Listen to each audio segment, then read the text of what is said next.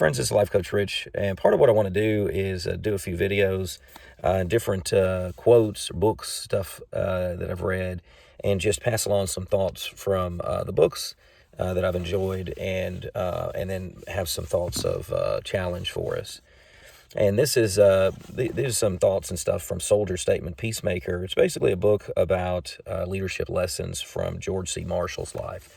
George C. Marshall was a five-star general in World War II over all of the European and Pacific armies. And so he was over all of the other generals and stuff that were involved in World War II. So this one's related to integrity. So he was always spoken of as a person of integrity. One of the things that he said in his own words, find the moral courage to do the right thing.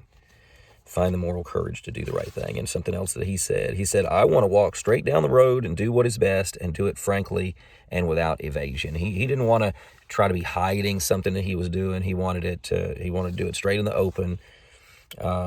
He was always spoken of as a person of integrity. Bill George has a quote in this book here. Integrity is not just the absence of lying, but it's telling the whole truth, as powerful as it may be. So even if it sometimes sheds light upon you and embarrasses you related to some of your actions, it's always best to tell the truth. Bring it out. That's being a person of integrity instead of trying to hide your actions and blaming something. That's what Adam and Eve did. They blamed stuff on other people. In the garden, we want to be a person of integrity, and if we mess up, we got to claim it and mess up and make it right and bring it out into the open. The person of integrity. Another quote in here. It says, and that's an interesting thing about people of integrity is that they expect and demand it of others.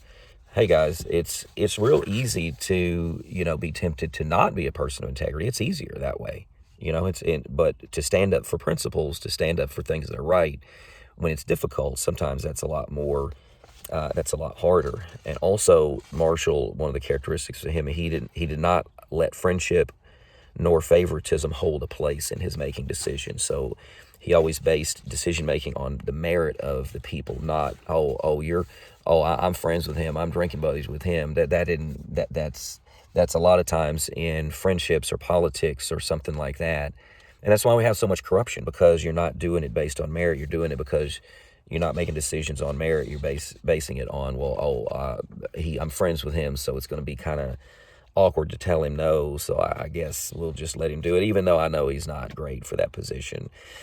And that's something in our business. Then a couple of my boys have worked for me, but I told them since they were younger, before working age, if you ever work for me, then there's no nepotism. There's no double standard here. You get one set of rules and then somebody else gets another set of rules. No, if you work for me, if I need to jump on you, I'll jump on you. And I told them before, if you don't do your job, I'm still going to do my job, managing the company. So, meaning if you're slacking off, and I'll warn you, we'll work together. If you don't correct your behavior, then I might have to let you go. So it might be a little awkward if I have to fire one of my sons, but it's going to be more awkward for them because they know why they got fired. They didn't do their job. And so I think that's just a way that we need to do things, and especially in integrity. There's a lot of stuff that happens nowadays that shouldn't be happening.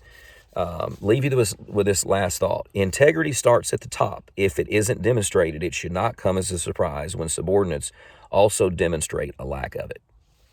Wow, that's good. So see, I want to challenge myself to make sure that I'm doing what's right, and then I hold other people around me to a high standard of doing what's right, and that's we're not hiding things behind the scenes. We're not trying to do stuff that we shouldn't be doing. So I'll challenge you related to how this week can you increase your integrity? How can you better your integrity? How can you become a better person of integrity?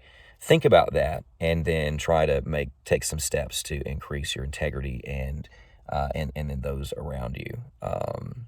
The integrity of those around you. If people around you see that you conduct yourselves with integrity, it automatically pulls inside of them to also live with integrity. So I'd encourage you to influence those people around you in that way, because we need to keep improving together.